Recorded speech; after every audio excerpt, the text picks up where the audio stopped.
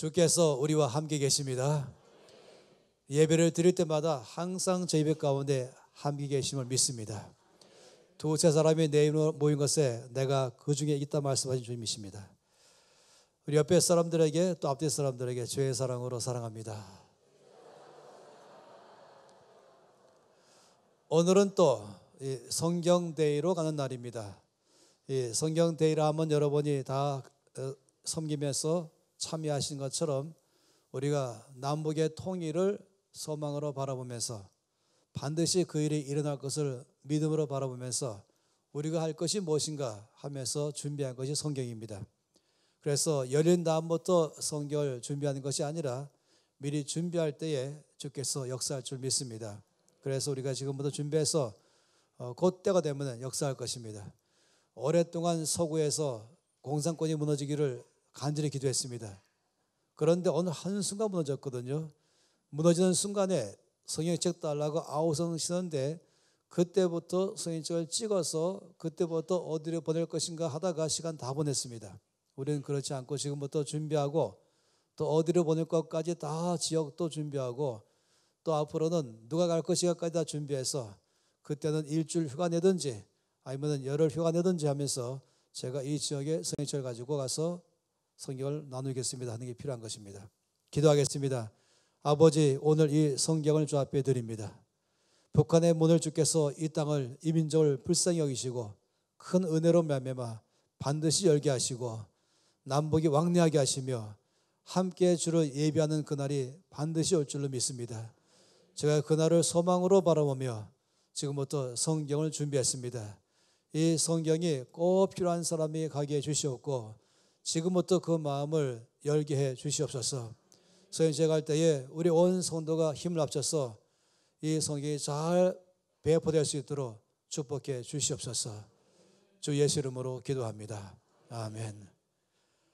가장 큰 소식, 우리가 말할 때 이제 빅뉴스라고 말하죠. 빅뉴스가 있습니다 하면서 여러 가지 면에서 우리가 빅뉴스를 많이 말한 것입니다. 그런데 이 세상에서 가장 큰 빅뉴스는 예수님이 땅에 오신 것입니다.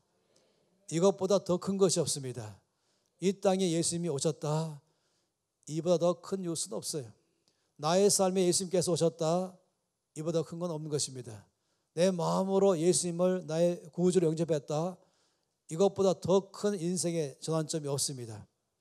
그래서 우리가 이 성탄절을 맞이하면서 다시 한번 이 땅에 오신 예수님, 이제 얼마나 중요한 것인가를 더 묵상하기를 바란 것이에요.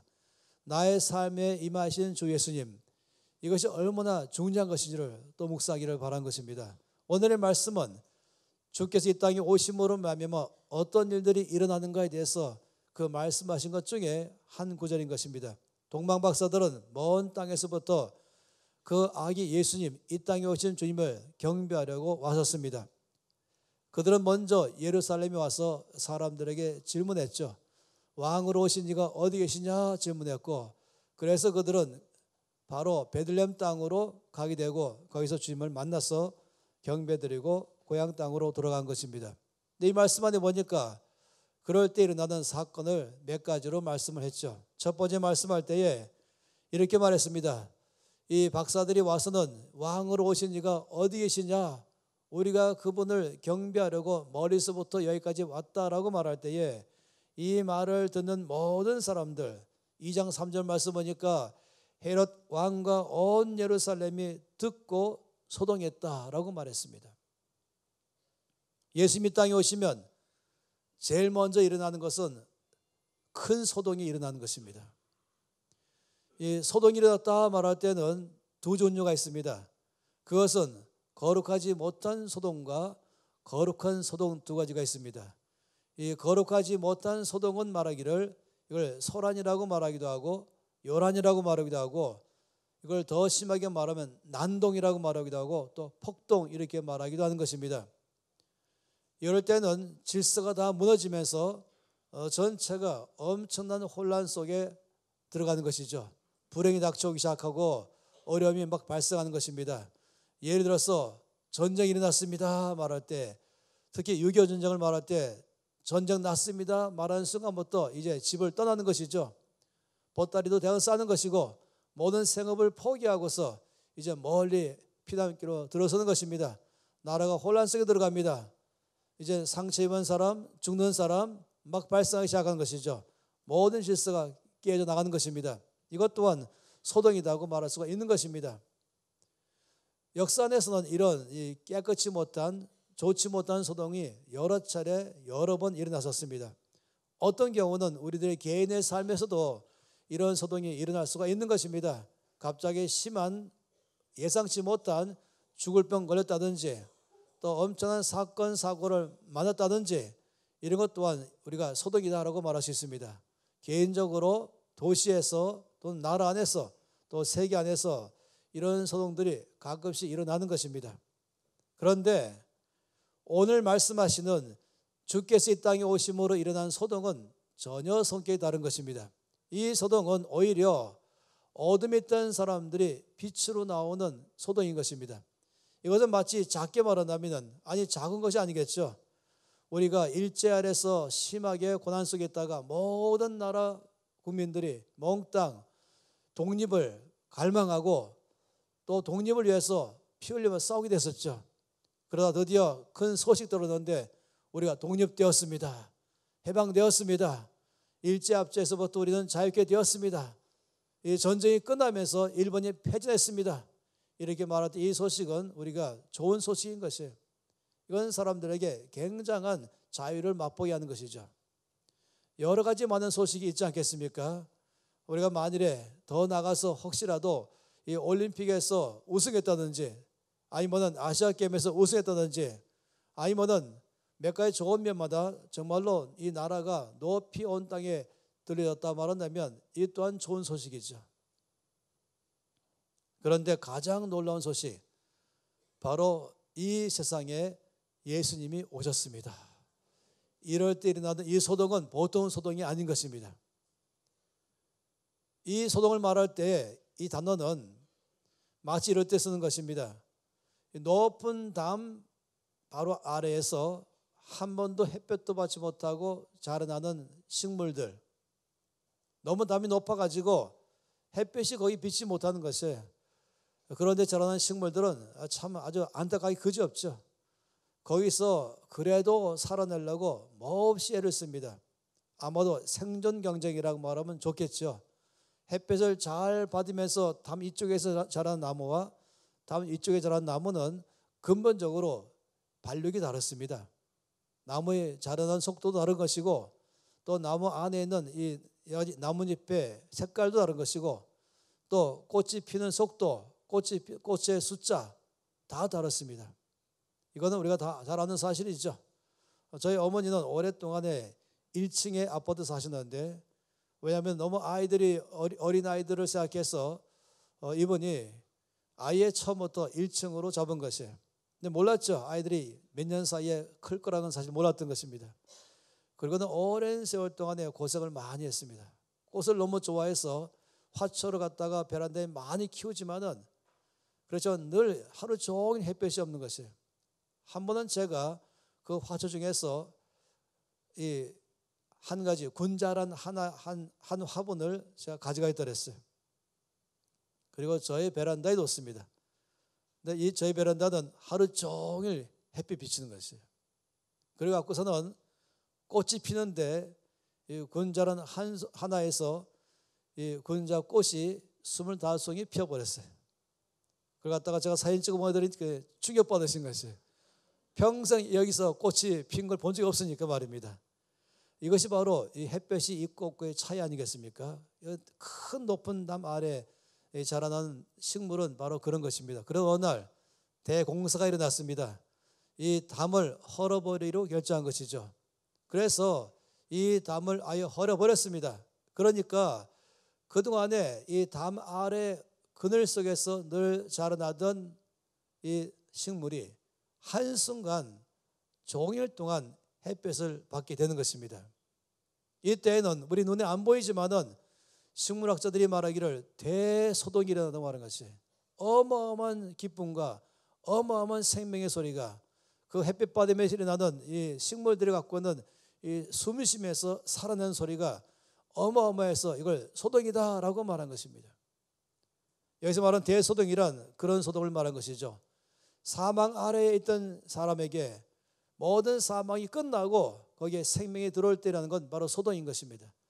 온몸 전체 가운데에 하나의 역사가 일어날 때 살아나기 시작하고 치료되기 시작하고 자유케 되고 새로워질 때 이건 소동인 것입니다. 예수님이 땅에 오실 때에는 온 세상이 거룩한 소동이 일어납니다. 우리 개인의 삶에 놀라운 일이 일어나는 것입니다. 이건 소동이라고 말하는 게 딱 좋은 것입니다. 어둠 속에 있던 우리 가운데에 우리 주께서 오심으로 빛으로 오신 것입니다. 빛이 비치는 것이죠. 그래서 어둠에 있던 우리 가운데 빛 가운데로 오는 이 온몸의 소동, 소망이 일어나고 기쁨이 있기 시작하는 것이죠. 주님이 이 땅에 오셔서 죄의 사망의 저주 아래 있던 우리 가운데 그 모든 이 저주를 대신 다 짊어지시고 십자가에 죽으셔서 우리에게 저주를 다 제거하시고 더 이상 저주가 나에게 임하지 않게 하시고 대신해서 하나님의 모든 복이 우리 가운데 임하도록 하게 하신 것입니다. 이것 또한 대소동인 것이죠. 어둠에서 빛으로 옮기는 것, 저주에서 축복으로 옮기는 것, 사망에서 생명으로 옮기는 것, 이것은 보통의 소동이 아닌 것입니다. 늘 눌려 살던 사람이, 죄에 짐지고 살던 사람이, 그것 때문에 죄의 짐에서 고생과 근심까지 살던 사람이 그 모든 죄의 짐이 다 벗겨질 때 갖고는 그 소망, 그 기쁨, 이 무거운 짐 안에서 눌려 살다가 무거운 짐이 다 벗겨질 때 갖고는 그 자유함, 이건 몽땅 다 말해서 소동이 일어났다라고 말한 것입니다. 예수님이 땅에 오심으로 우리의 삶에 큰 소동이 일어났습니다. 여러분의 삶에 소동이 일어났습니다. 여러분의 삶에서 갑자기 대자유함이, 대놀라운 생명 역사가 다 일어나는 것입니다. 이것이 우리 삶에 일어난 가장 큰 역사인 것이죠. 이 오순절 날에도 동일한 소동이 일어났습니다. 이 오순절 날에 선생님께서 임하셨죠. 120명의 사람들이 열흘간 성령 받기를 간절히 기도했습니다. 열흘 후에 오순절을 맞이했습니다. 여느 때처럼 이 120명이 전심으로 주 앞에 기도할 때에 성령께서 그들 가운데 각 사람에게 임하셨습니다. 그러면서 다 성령으로 충만케 되고 또 다 성령으로 말미암아 방언으로 말하기 시작했습니다. 이때에 예루살렘에 전 세계에서 몰려온 유대인들이 이것을 보면서 충격받았습니다. 여러분 아시겠지만 유대인들은 처음에는 그 땅에 살았지만은 이제 아스로에 의해서 또 바벨론에 의해서 역사에서 가장 전쟁을 많이 만나고 가장 고난 속에 산 사람들은 유대인입니다. 나라를 쫓겨서 사방으로 다니면서 전 세계로 흩어진 것이 유대인인 것입니다.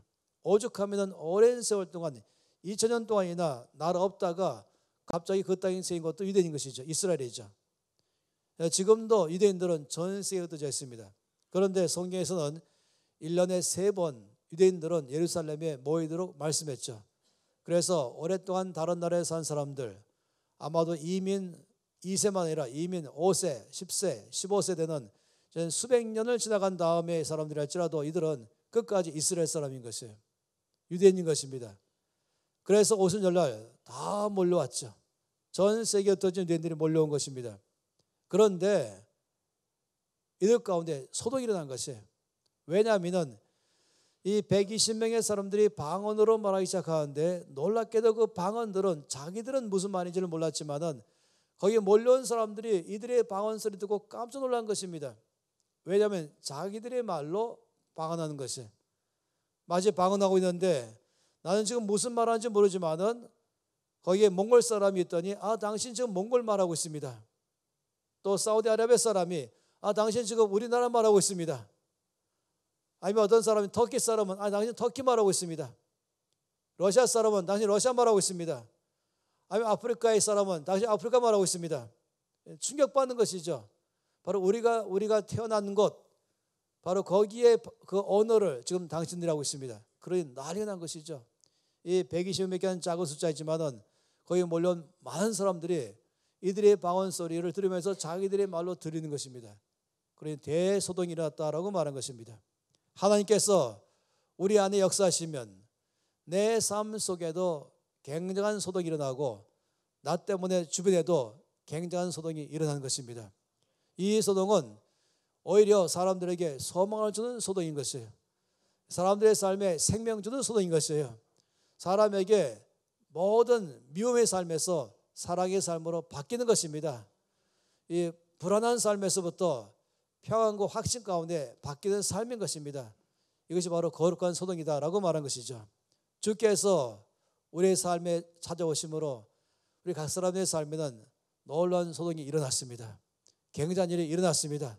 우리의 삶에서 정말로 진정한 자유를, 소망을, 생명을 맛보기 시작했습니다. 아픈 사람은 낫기 시작하고 낙심한 사람은 새 힘을 얻기 시작했습니다. 이것이 예수를 만난 사람의 삶의 결과인 것이죠. 이런 일들은 여러분의 삶에서 매번마다 일어날 줄 믿습니다. 예배 드릴 때도 일어날 줄 믿습니다. 주 앞에 머물 때마다 우리 안에 계신 예수님 때문에 우리의 삶에는 거룩한 소동이 끊임없이 일어나게 될 것입니다. 이 말씀하니까 이제 박사들이 예루살렘에서 이제 베들레헴으로 가다가 이들을 인도했던 별을 만났죠. 그 별을 보고 매우 크게 기뻐하고 기뻐했다라고 말했습니다. 주께서 이 땅에 오시면은 두 번째 결과는 큰 기쁨이 우리 안에 있게 되는 것입니다. 우리 안에 이 넘치는 기쁨, 이 기쁨은 사람을 즐겁게 하는 것 아니겠어요? 기쁨은 사람에게 평안 주는 것 아니겠어요? 기쁨은 사람의 가운데서 마음 안에서부터 빛을 주는 것이죠. 기쁨 있는 사람은 얼굴이 바뀝니다. 기쁨의 사람은 마음이 평안합니다. 기쁨의 사람은 삶 전체가 새로워지는 것입니다. 우리 가끔씩 보면은 어떤 사람은 세상의 모든 짐은 혼자 진 것처럼 그런 사람이 보입니다. 얼마나 많은 염려와 걱정을 했는지 다 보이는 것이, 얼굴을 봐도 컴컴하고 또 그 눈을 봐도 슬픔이 꽉 차 있고, 그리고 시커먼 거죠. 힘이 없는 것이, 맥이 빠져 있는 것이, 이런 경우는 정반대이죠. 그런데 기쁨이 충만하다, 이거는 그 사람 볼 때는 얼굴이 벌써 빛나는 것입니다. 그 사람 보고 있으면 생기가 있는 것입니다. 그 사람 보고 있으면 힘이 생기는 것입니다. 뭐 활기가 있다는 것이죠. 마치 이제 비가 온 다음에 햇볕이 비칠 때에 온 전체가 파릇파릇한 것처럼, 그런 사람, 기쁨이 충만한 사람 볼 때는 꼭 그런 기분인 것입니다. 놀랍게도 예수님께서 내 삶에 오시면 이런 기쁨의 삶으로 바뀌어버린 것입니다. 그 사람 바라볼 때는 그 사람은 맑은 사람, 밝은 사람, 환한 사람, 빛나는 사람, 생기가 있는 사람, 활기찬 사람으로 바뀌는 것입니다. 할렐루야. 여러분 안에 주께서 계심을 믿습니다. 여러분 안에 계신 주께서 때문에 여러분의 삶 전체 안에 큰 기쁨을 부어주신 것입니다. 여러분의 삶이 갈수록 바뀌는 것이에요. 얼굴이 빛나는 것이에요. 이것이 믿는 사람과 믿지 않는 사람의 큰 차이인 것입니다. 여러분은 예수님께서 계시기 때문에 자연적으로 여러분의 온 삶 전체는 얼굴에 기쁨이 충만한 줄 믿습니다. 평안할 줄 믿습니다. 밝은 삶으로 사시는 걸 믿습니다. 여러분 때문에 가정에 가면은 오히려 가정 안에 슬픔의 기운이 사라지고 기쁨의 기운이 들어가고 어둠의 모든 것이 사라지고 거기에 빛이 비칠 것입니다. 여러분이 가는 곳이 직장이면 직장 안에, 혹시 여러분은 누구를 만나기 위해서 카페 가면 카페 안에 환한 빛이 들어올 줄 믿습니다. 이것이 바로 예수께서 내 안에 계신 사람의 특징을 말하는 것입니다. 여러분이 굳이 어떻게 뭘 하려고 하지 않는다 할지라도 이미 여러분 안에 계시는 주님 때문에 이런 놀라운 빛, 힘있음, 기쁨, 맑음, 밝음, 평안함 여러분 통해서 자연적으로 드러나게 될 것입니다. 빛이 비추면 또 빛나지 않아요. 그래서 내 안에 예수님 계시면은 그 빛 때문에 그 빛이 나를 통해서 흘러가기 시작하잖아요. 예수님은 발광체이지만은 우리는 뭐라고 말합니까? 반사체라고 말하죠. 그 예수님 빛이 비치니까 우리가 빛나기 시작하는 것입니다. 할렐루야. 옆에 사람 바라보세요. 거기에 주의 기쁨이 있어요. 옆에 사람 보세요. 거기 얼굴에 빛이 있는 것이에요. 얼굴에 즐거움이 있는 것입니다. 할렐루야. 여러분, 그렇기 때문에 자꾸 우는 연습하십시오. 예수님이 계시니 나는 기쁩니다. 예수님 계시니 나는 즐겁습니다. 이 하박국이 뭐라고 말씀했습니까? 거기 보니까 이렇게 말했어요. 이 밭에 소출이 없고 무화과 나무에 열매도 없고 또 포나무에 열매도 없고 외양간에는 또 소도 없고 우리 양도 없고 쭉 말해 한마디 말하면 여기도 없고 이것도 없고 저것도 없고 다 없습니다. 그쯤 되면은 그냥 사람 우울해져야 되죠. 근심이 들어가야 되죠. 그리고 걱정이 많아야 되죠. 그런데 말하기를 그렇다 할지라도 나는 기뻐하겠습니다. 그렇다 할지라도 나는 즐거워합니다. 무엇 때문에? 여호와로 말미암아 나는 기뻐하리라. 나의 구원의 하나님으로 말미암아 나는 즐거워하리라. 아까 찬양처럼 우리가 고백한 찬양처럼 예수님이 계시면 그건 다 있는 것입니다. 아무것도 없어도 예수님 계시면 나는 기쁜 것이에요. 모든 것이 있어도 예수님이 안 계시면 없는 것이에요. 예수님만이 나의 모든 것 되십니다. 예수님만이 나의 전부가 되신 것입니다.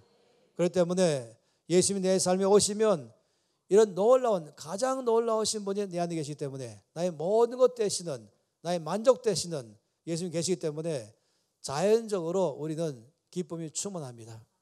즐거움이 넘칩니다. 마음이 평안합니다. 그리고 여러분 100가지로 염려할 것이 있다 할지라도 그 염려에 바라보지 마시고 바로 그러나 내 안에는 예수님이 계신다. 가장 놀라운 모든 것 되시는 예수님이 내 안에 계신다. 이 한 가지로 여러분 자연적으로 얼굴이 바뀔 것이에요. 그 순간 즉시로 모든 슬픔과 근심은 사라질 것이고 내 안에 말할 수 없는 평강 그리고 기쁨이 얼굴을 통해서 흘러나기 시작하는 것입니다. 예수님이 여러분 안에 계십니다. 여러분 속에 예수님이 계십니다. 그래서 여러분은 그 예수님 때문에 기뻐합니다. 즐거워합니다. 평안합니다. 왜냐하면 예수님은 모든 것 되시거든요. 염려가 할 만이 있다 할지라도 왜 기뻐합니까? 예수께서 모든 염려를 다 제거하시기 때문에 그런 것이에요. 두려울 만한 일이 있어도 왜 두려워하지 않습니까? 왜 기뻐합니까? 주께서 모든 두려움을 제거했기 때문에 그런 것입니다. 바로 그 예수님이 내 안에 계신 것입니다. 기억하세요. 예수님이 계셔도 주변에 걱정거리가 있는 것이에요. 예수님이 계셔도 주변에 두려울 것이 있는 것이에요. 그렇지만은 참 놀라운 것이죠. 예수님이 계시면 걱정거리가 걱정이 안 되는 것입니다. 예수님이 계시면 두려울 만한 것이 있어도 두려워하지 않는 것입니다. 이것이 바로 믿음인 것이죠. 내 안에 계신 예수님은 이 모든 것을 다 극복하게 하십니다. 이 모든 걸 다 해결하게 하십니다.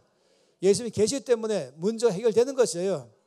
예수님이 있지 않는다면 문제가 해결 안 되지만은 우리는 문제가 없는 삶을 사는 것이 아니라 우리는 문제가 있는 삶이지만은 예수님 때문에 문제가 해결되는 삶인 것입니다. 예수님이 계시면 두려움이 없는 것이 아니라 두려움이 있지만은 예수님께서 계셔서 그 두려움을 다 제거하신 것입니다. 그래서 예수님이 계신다 이것은 정말로 나는 아무 염려가 없습니다. 나는 아무 걱정이 없습니다. 염려할 만한 것이 있다 할지 모르지만은 예수님이 계시기 때문에 해결하십니다. 이럴 때 쓰는 말인 것입니다. 그래서 두 번째 놀라운 소식은 사실은 예수님께서 내 안에 오심으로 말미암아 나는 말할 수 없는 기쁨의 삶을 살게 됩니다. 세 번째가 있습니다. 이들은 주께 나와서 경배를 드렸다라고 말했습니다. 예수님이 계시면 예배의 삶이 바뀝니다. 예수님이 내 안에 계시면 경배의 삶이 바뀝니다. 예수님 누구십니까? 예수님은 좋은 분입니까? 예수님 훌륭하신 분입니까? 주께서 제자들과 함께 조용한 곳에 계실 때에 질문했어요. 제자들에게 물어보시기를 사람들이 나를 누구로 알고 있느냐? 이때 제자들이 막 말했어요. 어떤 사람은 예수님을 엘리야라고 말합니다. 구약에서 엘리야가 올 거라고 말씀했던 바로 그 엘리야이십니다. 어떤 사람은 예레미야라고 말합니다. 민족과 나라를 위해서 눈물로 기도하는 엘리야처럼 주께서 기도하시니까. 어떤 사람은 세례요한이라고 말합니다. 죽었던 세례요한이 영이 그 안에 있다고 말하고 어떤 사람은 선지자 중에 하나라고 말합니다. 이 모든 것마다 예수님은 특별하신 분으로 말하고 있는 것이죠. 좋은 분으로 말하고 있는 것이죠. 하나님의 사람으로 말하는 것이고 능력의 종으로 말하는 것입니다. 그런데 주께서 질문했어요. 그런데 너희는 나를 누구로 아냐라고 질문했죠. 이때 베드로가 뭐라고 말했습니까? 주는 그리스도시요 살아계신 하나님의 아들이십니다. 이것은 레벨이 다른 것이에요. 다른 모든 사람들은 그냥 예수님은 좋은 사람 중에 좋은 사람으로 말하고 그냥 피조물 중에 좋은 사람으로 말할지 모르지만은 그러나 베드로의 신앙 고백은 주님은 하나님이십니다. 예수님은 창조주이십니다. 예수님은 온 땅에 우리를 구원하러 보내신 바로 한 분 구주이십니다. 하나님의 아들이십니다. 라고 말씀하는 것이에요. 베드로가 말하기를 천하 인간의 구원 얻을 만한 이름을 다른 이름을 준 적이 없다 했어요. 예수 외에 어떤 그 이름도 우리 가운데 구원자의 이름을 준 적이 없습니다. 우리의 구원자는 오직 예수밖에 없습니다. 예수님은 하나님의 아들이십니다. 예수님은 창조주이십니다. 예수님은 그냥 많은 훌륭한 성인 중에 한 분이 아니라 예수님은 경배받으실 하나님이십니다. 우리는 훌륭한 사람들 보면은 존경의 표시하기도 하고 하지요. 그러나 오직 예수님 앞에만 경배합니다. 예수님 앞에서는 엎드려 절하기도 합니다. 예수님 앞에서는 손 높이 들고 찬양합니다. 예수님 앞에서는 일어서기도 하는 것입니다. 오직 예수께만 우리가 경배드리는 것입니다. 주님은 경배받기에 합당하신 분이십니다. 우리 예수님을 4대 서기대 하나로 보지 않습니다. 예수님은 그런 같은 계열이 아닌 것이죠. 이들은 모든 다 피조물이지만은 예수님은 창조주이십니다. 이 땅에 여러 많은 훌륭한 사람이 있지만은 예수님만이 오직 우리의 구주이십니다. 그러니 예수께만 우리는 경배를 드리는 것이에요. 이 동방 박사들이 주께 나와서 엎드려 경배를 드린 것처럼 우리는 예수님께 예배의 삶을 사는 것입니다. 우리가 주일마다 모일 때마다 주 앞에 찬송 부를 때는 그냥 노래 부르는 시간이 아니죠.